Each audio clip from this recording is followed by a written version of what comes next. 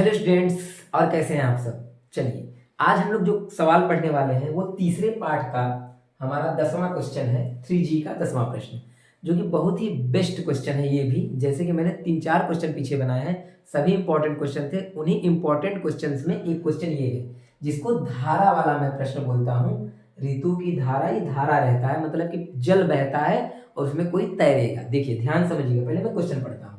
ठीक है, क्वेश्चन को बिल्कुल ध्यान से पढ़िएगा तब समझ में आपको आ जाएगा। कुछ लोगों को ये प्रश्न बिल्कुल समझ में नहीं आता, लेकिन मैं आपको बता रहा हूँ। बस मेरे प्रश्न को पढ़ने का तरीका और बताने का तरीका एक बार समझ लीजिए, आपको सब कुछ समझ में आ जाएगा। सुनिए ध्यान से। लिखा है कि ऋतु धारा के अनुकूल। अनुकूल का मतलब जिधर धारा बह रहा है उधर ही ना। ऋतु धारा के अनुकूल 2 घंटे में 20 किलोमीटर तैर सकती है। फिर उसके बाद तथा धारा के प्रतिकूल, प्रतिकूल माने उल्टा तरफ, मतलब धारा इधर का बह रहा है और ऋतु उधर से तैर के इधर आ रही है। ठीक है ना, उल्टा। प्रतिकूल 2 घंटे में 4 किलोमीटर प्रति घंटे 4 किलोमीटर तैर सकती है। सिंपल बात है कि धारा के जब अनुकूल में जाएगी ऋतु तो ज्यादा तैरेगी, धारा के प्रतिकूल आएगी तो धारा उसको रोकेगा आने से, इसलिए कम तैरेगी। तो इसलिए धारा के अनुकूल में कितना जा रही है, 20 किलोमीटर, और धारा के प्रतिकूल तैर रही है तो कितना जा रही है, 4 किलोमीटर। उसकी स्थिर जल में तैरने की चाल तथा धारा की चाल ज्ञात कीजिए। मतलब आपको ऋतु का चाल बताना है, कितना स्पीड से वो तैर रही है अगर धारा शांत रहे, बहे न तो, और धारा की चाल बताइए कि धारा कितना स्पीड से बह रहा है। ठीक है, 2 क्वेश्चन पूछा है। तो सबसे पहले मैं आपको एक बार क्वेश्चन को और समझाने का प्रयास करता हूं। मेरी बात को बस बिल्कुल ध्यान समझिएगा। ठीक है, सुनिए। कहना ये चाहता है कि मान लीजिए कि ये कोई नदी है जिसमें धारा, जो वहां पानी है नदी का, वो उधर की तरफ बह रहा है। ठीक है ना। चलिए, और ऋतु यहां से तैरना करती है प्रारंभ।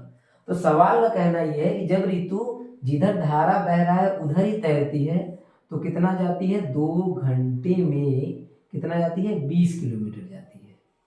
और फिर उल्टा, अगर धारा के प्रतिकूल, ये अनुकूल की स्थिति है, प्रतिकूल की स्थिति क्या है, अगर धारा के प्रतिकूल में आती है तो 2 घंटे में ही केवल कितना जाती है, 4 किलोमीटर ही तैर पाती है।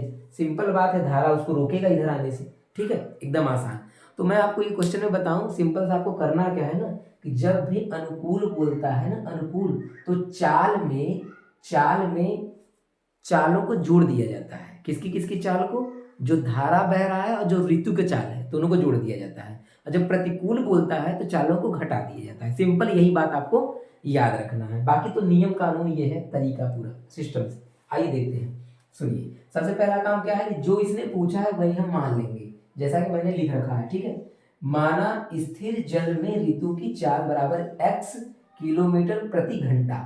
हमेशा चाल को किलोमीटर पर आवर में ही मानते हैं, घंटे में ही मानते हैं। आवर मतलब घंटा। ठीक है, तथा धारा की चाल, जो धारा बह रहा है उसका स्पीड हमने मान लिया y किलोमीटर पर आवर मतलब घंटा। ठीक है, चलिए अब क्या करना है, 2 कंडीशन आपके पास है, एक अनुकूल का कंडीशन है और एक प्रतिकूल का कंडीशन है। तो एक बार हम अनुकूल वाले को हल करेंगे और एक बार प्रतिकूल वाले को, दोनों बहुत ही आसानी से आ जाएगा। सुनिए ध्यान से। सबसे पहला काम क्या करेंगे, लिखेंगे कि धारा के अनुकूल,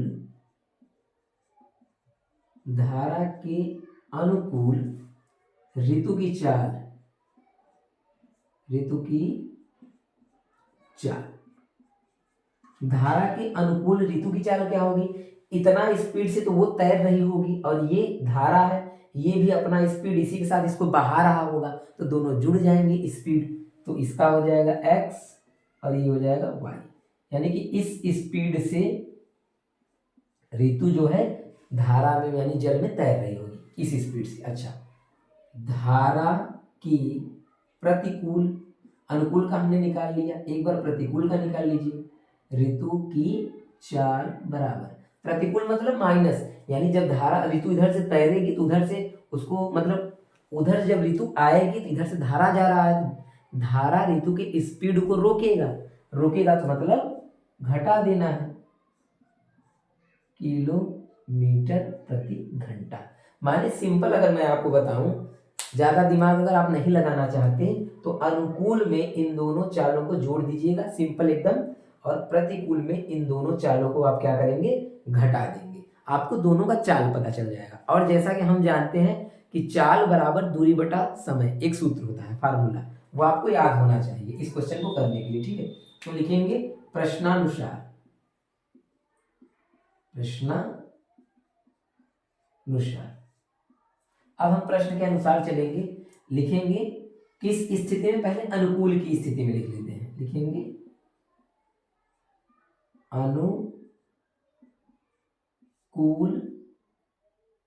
स्थिति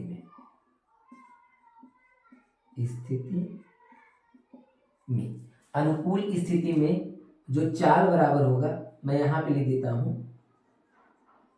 चाल बराबर दूरी बटे में समय, ये फार्मूला आपको याद होना ही चाहिए।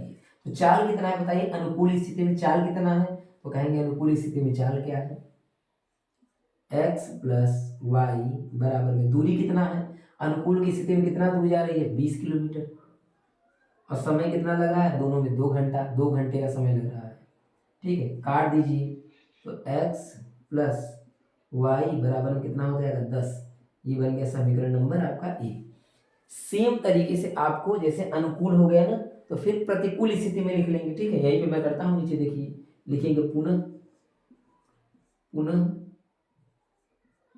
प्रतिकूल